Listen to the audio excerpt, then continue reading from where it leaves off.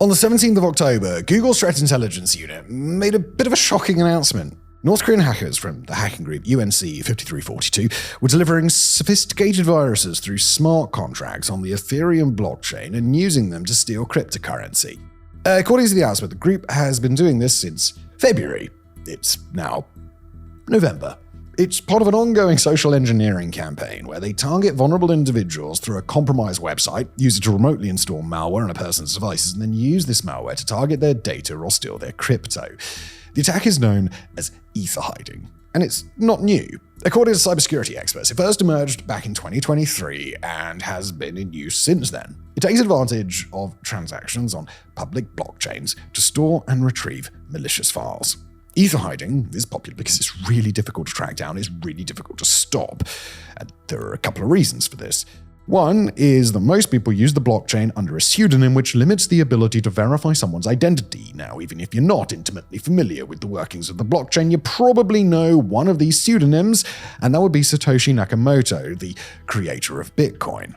Secondly, attackers can retrieve the malicious files using read-only calls that do not leave a visible transaction history on the blockchain. Think of it like a bad guy in a movie using an untraceable burner phone to detonate a small bomb so the police can't use that phone to track him down. While ether hiding is not new, this is the first time that researchers are seeing government-backed hackers using this method. And that's pretty frightening, because this suggests that North Korean hacking groups are improving their techniques at an absolutely staggering rate, and it seems that the West, well, we're their targets. So we have to ask, well, what does North Korea gain by doing this? Is this the future of conflict? And perhaps most importantly, how can nations defend themselves? Just before we continue, quick word from today's lovely sponsor, Incogni. Have you ever tried Googling yourself? I mean, if you haven't, you have. Everyone has. Even if it's just to find out if there's someone with your same name out there. But when you do it, I'd put in the name, if you've got a common name that is, put in the name of the town that you live in or where you've lived in the past or where you were born or whatever. And you'll see why. Why is my address there? Why is my phone number there? Why is information about my relatives there? Stop it. And this is, there's basically websites out there that gather all of this data together and they sell it to other websites, they sell it to advertisers, all of that stuff, which leads to spam calls and spam emails and even identity theft and all of that bullshit that no one likes and really doesn't like. This stuff sucks. Incogni is a hands-off way to take your personal data back. They contact those data brokers and websites on your behalf and get that information removed automatically and legally, and it's all been verified by Deloitte. And the real power is in their custom removals. If you spot your info on any website, even one outside of their automated list, just send them the link. Their privacy experts will work on getting it taken down. You can submit as many links as you want, and they'll handle the entire process. No forms, no back and forth emails, just results. So, take your personal data back with Incogni. Use the code WarFronts at incogni.com/warfronts to get an extra 60% off an annual plan. They can't harm you if they can't find you. Now back to today's episode. What does any of this mean? Now, before we get to our questions, we need to address the Titanic-sized elephant in the room today. What the does any of this mean? And look, we know that most of you come to WarFronts for geopolitics and my dulcet tones and the occasional mention of WeFronts, but not high-level discussion of blockchain technology or hacking. I mean, that's completely fair. Most times, folks interested in geopolitics and those interested in blockchain, they live in their own separate worlds. But this is one of the few times where those worlds collide. So, we're going to take a minute to give you a crash course on blockchain technology before we get into the juicy geopolitical nuggets, okay? Where in simplified forms, a blockchain is an immutable digital ledger that records transactions across multiple computers simultaneously. It's basically like a massive shared spreadsheet that everyone has access to, but no one can alter after a record is made. The transactions on the blockchain get put together in blocks, which are linked together like a chain, hence the name, blockchain. Clever, ain't it? Now, what makes a blockchain really rather interesting as a technology is that it is completely decentralized. There's no single person who controls the thing. Instead, there are thousands of computers around the world maintaining copies of that ledger. And from the blockchain, well, you get cryptocurrencies, which were initially designed as rewards for people who maintain the blockchain by using their computers to verify transactions and add new blocks to the chain. This is a process called mining. And look, there are tons of blockchains, but the one that we're interested today, that's called Ethereum. It basically works just as we described with a key addition. It has something called smart contracts. These are basically little programs that live on the blockchain and execute when certain conditions are met. They're kind of like vending machines in that once a human puts them in place and stocks them, they basically function autonomously. Put enough money into a vending machine and it will eventually give you snacks. Meet the conditions of a smart contract and it will do what it was programmed to do. Now here's where the North Korean hackers got rather creative. They realized that they could hide viruses in the smart contracts, basically weaponizing the blockchain, if you will. When someone clicks on a link or downloads a file from a compromised website, it silently connects them to the blockchain, retrieves the encrypted code from the smart contract, and installs malware on their device. Then the hackers have a field day with that person's data.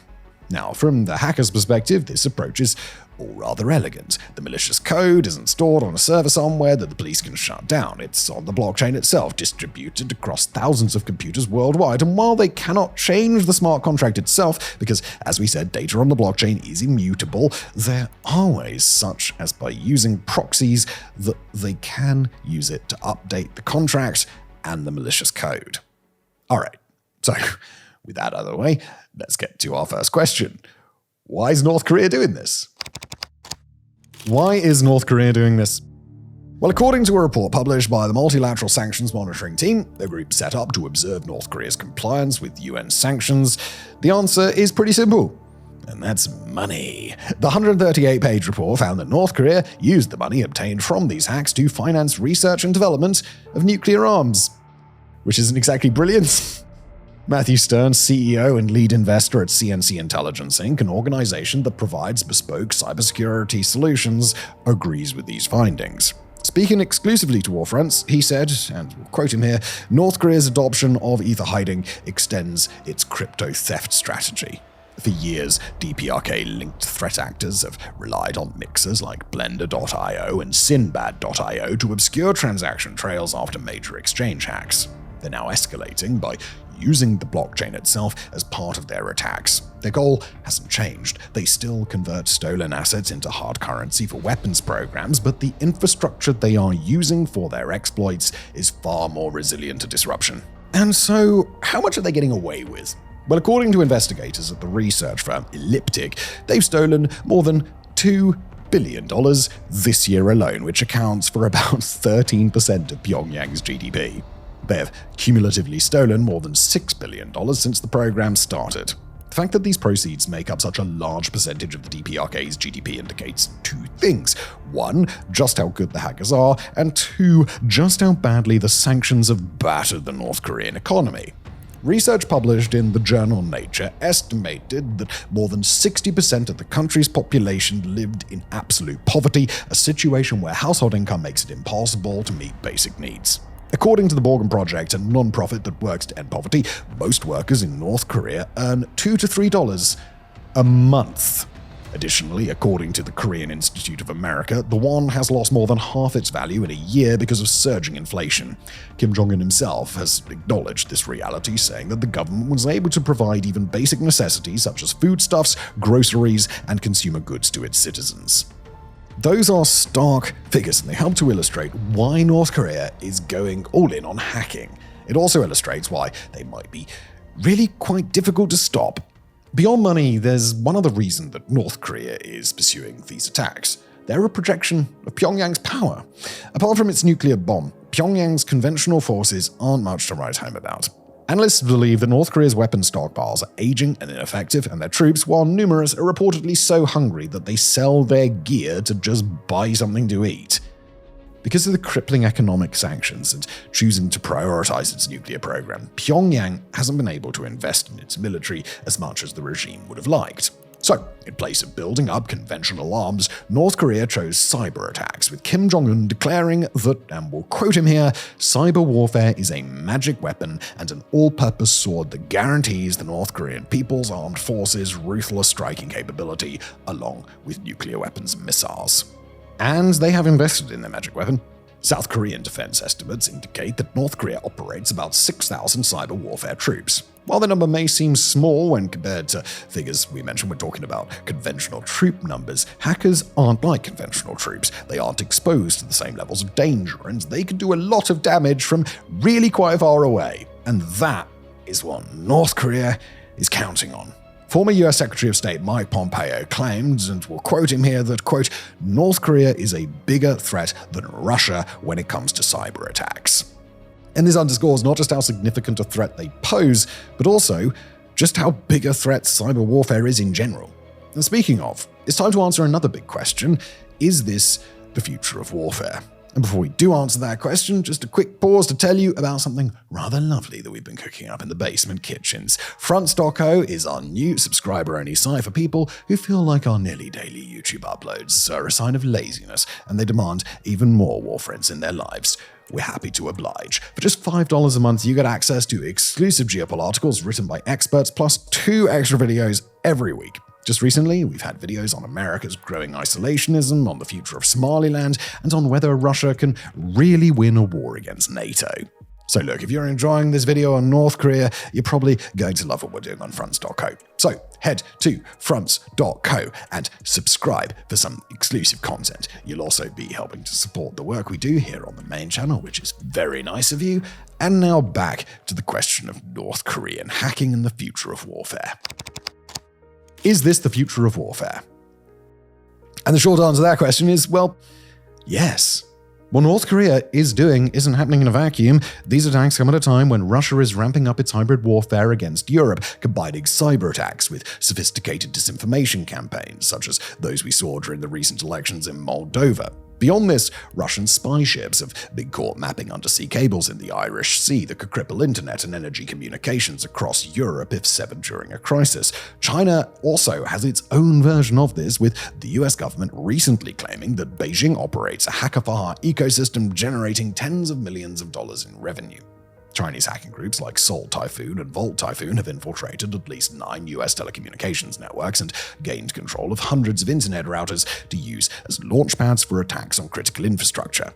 In Asia, Taiwan has borne the brunt of these attacks, with experts estimating that it faced 2.4 million cyber attacks daily in 2024, double the previous year's rate. The scary part isn't just the scale. Former NSA head Tim Ho warned that China isn't targeting these systems for intelligence gathering or economic advantage, but to ensure that they have leverage in a future conflict over Taiwan. If the situation does eventually escalate into a conflict, they want Americans distracted by their own failing infrastructure at home. Water treatment plants going offline, power grids failing, transportation networks collapsing. And this is becoming the new normal. Cyber warfare has evolved from a supplementary tool to a primary weapon for nations weary of engaging in physical combat. This fundamentally changes the calculus of deterrence. During the Cold War, the threat of mutually assured destruction kept nuclear powers in check, but cyber warfare exists in such a different realm where attribution is difficult, retaliation is complicated, and the rules of engagement are still being written.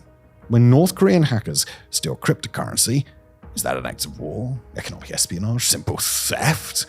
Well, the answer is going to depend on who you ask. And that ambiguity is precisely what makes cyber warfare just so attractive to rogue states. The international community has few tools to deal with this. Any additional sanctions will just crush the North Korean economy further, incentivizing them to go after more money to make up for the shortfall. There's also the fact that Russia is unlikely to support additional UN sanctions because North Korea is helping them fight the war. Military intervention is out of the question because it would seem like an overreaction to these attacks, and any country that did it would struggle to get international support despite how unpopular the North Korean regime is. Additionally, there's the ever-present sword of Damocles in the form of North Korea's nuclear stockpile. If any nation invades North Korea, then it's almost guaranteed that Kim is going to use his nukes. So, what can nations do not just to respond to these attacks when they happen, but to protect themselves and their citizens? Defense. Well, according to Matthew Stern, we need more international cooperation. We need a lot more of it, quoting him here. Financial intelligence units and agencies like the Financial Crimes Enforcement Network, or FinCEN, and Interpol have improved tracing, freezing, and sanctions designations. But what's missing is a unified, rapid framework for identifying and suppressing on-chain malicious artifacts, for example, wallet IOCs, malicious contract addresses, across jurisdictions. While coordination by international law enforcement agencies has been critical to addressing threats like ether hiding, a global database of malicious wallets would be helpful. DPRK exploits these time gaps, laundering through mixers, bridges, and OTC brokers faster than current cooperation models can respond. End quote. And while that sounds good on paper, it runs into the messy reality of international politics. Building a global database would require countries to willingly share intelligence about their vulnerabilities, which, understandably, most are just not willing to do. There's also the fear that today's friend could be tomorrow's enemy, and that any information you share could then be used against you.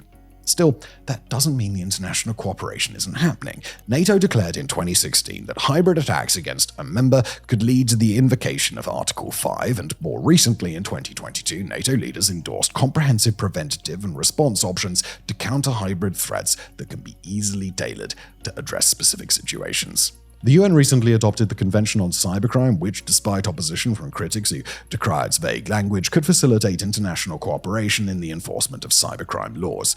At the time of writing, the treaty isn't in effect yet, but a signing ceremony is scheduled to take place from the 25th to the 26th of October in Vietnam. After the ceremony, the individual UN members will decide internally whether to ratify the treaty. It needs to be ratified by at least 40 nations before going into force. Beyond international cooperation, governments are developing their own plans on how to best deal with these attacks. In the US, the Cybersecurity and Infrastructure Security Agency, or CISA, developed a strategy plan to address attacks and reduce vulnerabilities in key infrastructure. The National Guard also introduced a pilot program to strengthen local defenses against cyber attacks. In Europe, Ukraine recently strengthened its cybersecurity framework to guard against Russian aggression. While all of these are necessary measures, they cannot eliminate the threat entirely. As long as vulnerabilities remain, malicious actors will try and find ways to exploit them. It's just how life works. What these measures do is ensure that attacks are more difficult, more costly, and more likely to fail. And when they do happen, the measures ensure that the damage is contained and recovery is swift. Sometimes, that's all you can do. Thank you for watching.